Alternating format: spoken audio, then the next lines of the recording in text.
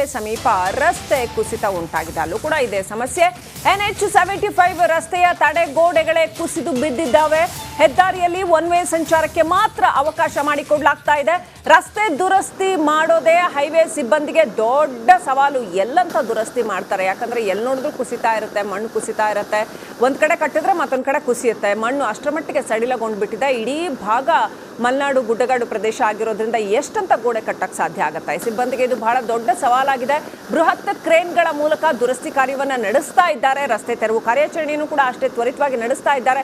ಆದರೂ ಕೂಡ ಅದು ಸಮಯ ತಗೊಳ್ತಾ ಇದೆ.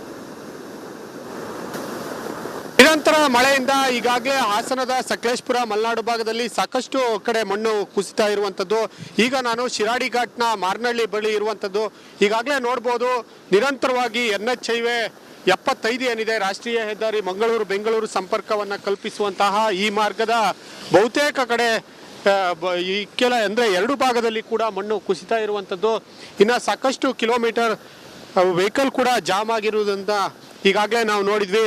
ಇನ್ನು ಇಲ್ಲಿನ ಜನರು, ಅಂದರೆ ಇಲ್ಲಿ ಪ್ರಯಾಣ ಮಾಡಿದಂಥ ಜನರನ್ನ ನಾವೀಗ ಮಾತನಾಡ್ಸೋಣ.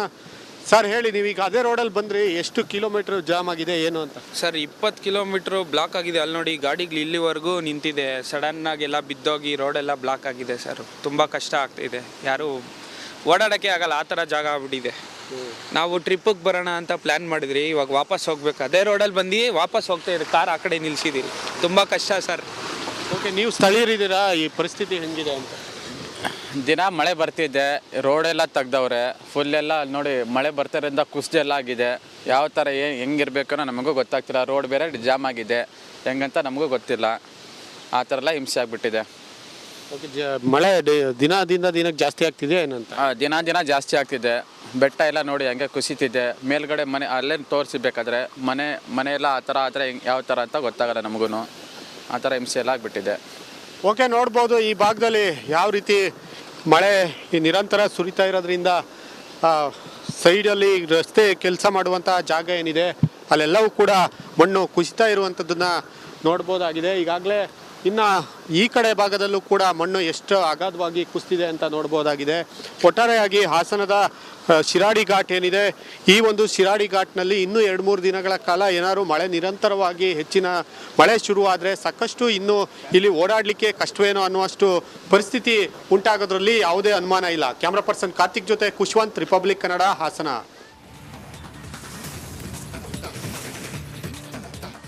ಕಾವೇರಿ ನದಿಯಲ್ಲಿ ನೀರಿನ ಮಟ್ಟ ಏರಿಕೆ ಆಗಿದೆ. ಕುಶಾಲನಗರದಲ್ಲಿ ನದಿಯಿಂದಾಗಿ ನೆರೆ ಉಂಟಾಗುವ ಭೀತಿ ಉಂಟಾಗಿದೆ. ಸಾಯಿ ಬಡಾವಣೆಯತ್ತ ನೀರು ನುಗ್ಗುತ್ತಾ ಇದೆ.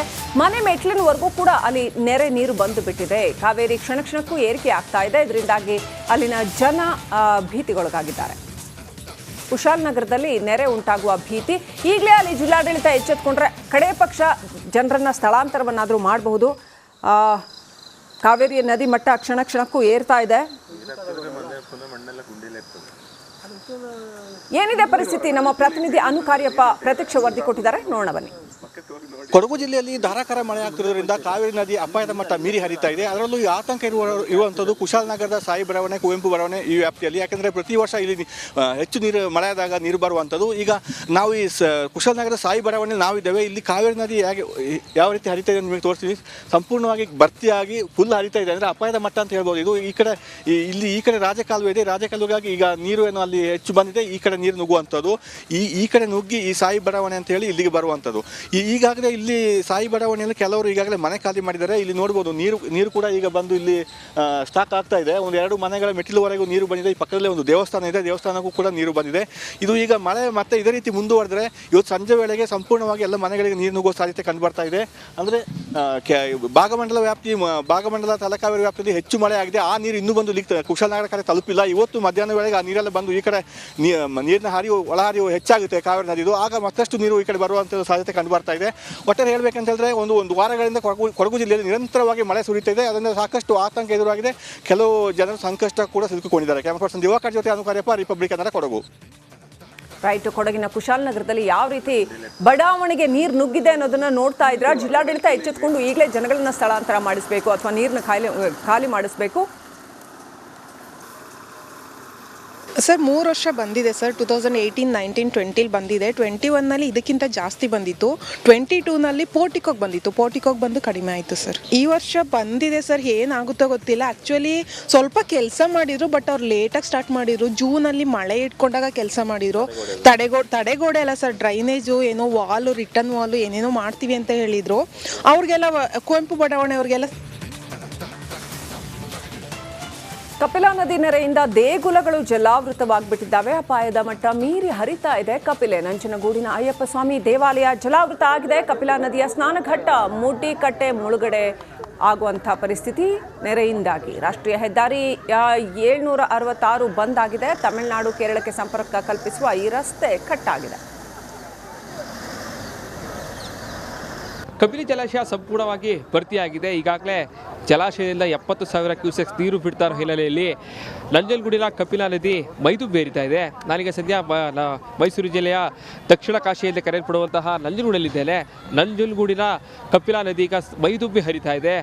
ಸಾಕಷ್ಟು ರಭಸವಾಗಿ ನೀರು ನುಗ್ತಾ ಇರುವಂಥದ್ದು. ಈಗಾಗಲೇ 70,000 ಕ್ಯೂಸೆಕ್ಸ್ ನೀರು ಬಿಟ್ಟ ಕಾರಣಕ್ಕಾಗಿ ಈಗಾಗಲೇ ರಾಷ್ಟ್ರೀಯ ಹೆದ್ದಾರಿ 766 ಸಂಪೂರ್ಣವಾಗಿ ಬಂದಾಗಿದೆ. ಸೊ ಈ ಒಂದು ಹಿನ್ನೆಲೆಯಲ್ಲಿ 2 ರಾಜ್ಯಗಳಿಗೆ, ಕೇರಳ ಮತ್ತು ತಮಿಳುನಾಡಿಗೆ ಹೋಗುವಂತಹ ರಸ್ತೆ ಕೂಡ ಸಂಪರ್ಕ ಕಟ್ಟಾಗಿರುವಂಥದ್ದು. ಜೊತೆಗೆ ನಂಜನಗೂಡಿನ ಸ್ನಾನಘಟ್ಟ ಸಂಪೂರ್ಣವಾಗಿ ಮುಳುಗಡೆ ಆಗಿದೆ. ಜೊತೆಗೆ ಈಗಾಗಲೇ ನೀರಿಗೆ ಸ್ನಾನ ಮಾಡೋದಕ್ಕೆ ಯಾರು ಇಳಿಬಾರ್ದು ಅಂತೇಳಿ ಈಗಾಗಲೇ ಮುಂಜಾಗ್ರತಾ ಕ್ರಮವಾಗಿ ಸಾಕಷ್ಟು ಬ್ಯಾರಿಕೇಡ್ಗಳನ್ನು ಹಾಕಿ ಈಗಾಗಲೇ ಇಲ್ಲಿಗೆ ಬರುವಂಥವ್ರಿಗೆ ನಿಷೇಧವನ್ನು ಹೇರಲಾಗಿದೆ. ಜೊತೆಗೆ ಇಲ್ಲಿ ಹಣ್ಣು ಕಾಯಿ ಮಾರ್ತಾ ಇದ್ದಂತಹ ಅಂಗಡಿಗಳು ಕೂಡ ಸಂಪೂರ್ಣವಾಗಿ ನೀರಿನಿಂದ ಮುಳುಗಡೆ ಆಗಿರುವಂಥದ್ದು. ಇನ್ನು ಪಕ್ಕದಲ್ಲಿರುವಂತಹ ಮುಡಿ ಮಾಡುವಂತಹ ಜಾಗ ಕೂಡ ಈಗ ಸಂಪೂರ್ಣವಾಗಿ ನೀರಿನಿಂದ ಮುಳುಗಡೆ ಆಗಿರೋ ಕಾರಣಕ್ಕಾಗಿ ಮುಡಿ ಮಾಡುವಂತಹ ಸ್ಥಳವನ್ನು ಕೂಡ ಬೇರೆಡೆಗೆ ಸ್ಥಳಾಂತರ ಮಾಡಲಾಗಿದೆ.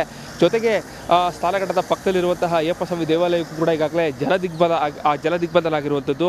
ಸಂಪೂರ್ಣವಾಗಿ ಅಯ್ಯಪ್ಪ ಸ್ವಾಮಿ ದೇವಸ್ಥಾನಕ್ಕೆ ನೀರು ನುಗ್ಗಿರೋ ಕಾರಣಕ್ಕಾಗಿ ದೇವಾಲಯ ಕೂಡ ಬಂದ್ ಮಾಡಲಾಗಿದೆ. ಈಗಾಗಲೇ ನಂಜನಗೂಡಿನ ತಗ್ಗು ಪ್ರದೇಶಗಳಲ್ಲಿ ಈಗಾಗಲೇ ಪ್ರವಾಹದ ಭೀತಿ ಎದುರಾಗಿದೆ. ಜೊತೆಗೆ ಈಗಾಗಲೇ 16 ಕಲ್ಲಿನ ಮಂಟಪ ಇರ್ಬೋದು, ಪರಶುರಾಮನ ದೇವಸ್ಥಾನ ಇರ್ಬೋದು, ಎಲ್ಲವೂ ಕೂಡ ನೀರಿನಿಂದ ಸಂಪೂರ್ಣವಾಗಿ ಮುಳುಗಡೆ ಆಗಿರುವಂಥದ್ದು. ನೀವೀಗ ನೋಡ್ತಾ ಇರುವಂತಹ ದೃಶ್ಯ ಇದು ಕಪಿಲಾ ನದಿಯ ನಂಜನಗೂಡು ದೇವಾಲಯ ಮುಂಭಾಗದಲ್ಲಿರುವಂತಹ ಹರಿಯುವಂತಹ ನದಿ. ಇದು ಸಾಕಷ್ಟು ವೇಗವಾಗಿ ಮತ್ತು ಬೋರ್ಗರದಿಂದ ಈಗಾಗಲೇ ಹರಿದು ಹೋಗ್ತಾ ಇರುವಂಥದ್ದು. ಸುಮಾರು 70,000 ಕ್ಯೂಸೆಕ್ಸ್ ನೀರು ಬಿಟ್ಟರ ಕಾರಣಕ್ಕಾಗಿ ಸಾಕಷ್ಟು ಪ್ರವಾಹದ ಭೀತಿ ಎದುರಾಗಿದೆ. ಇಲ್ಲೂ ಕೂಡ ಸಾಕಷ್ಟು ಮಳೆಯಾಗುವಂತಹ ನಿರೀಕ್ಷೆ ಇದೆ. ಸೊ ಇನ್ನೂ ಹೆಚ್ಚಿನ ಪ್ರಮಾಣದಲ್ಲಿ ನೀರನ್ನು ಹೊರಬಿಟ್ಟಲ್ಲಿ ಮತ್ತಷ್ಟು ನಂಜನಗೂಡಿನ ತಗ್ಗು ಪ್ರದೇಶಗಳಿಗೂ ಕೂಡ ನೀರು ನುಗ್ಗುವಂತಹ ಸಾಧ್ಯತೆ. ಸೊ ಹೀಗಾಗಿ ಸಾಕಷ್ಟು ಮುಂಜಾಗ್ರತಾ ಕ್ರಮಗಳನ್ನು ತೆಗೆದುಕೊಳ್ಬೇಕು ಅಂತೇಳಿ ಈಗಾಗಲೇ ಜಿಲ್ಲಾಡಳಿತ ಕೂಡ ಸಾಕಷ್ಟು ಸುರಕ್ಷತಾ ಕ್ರಮಗಳನ್ನು ತೆಗೆದುಕೊಂಡಿದೆ.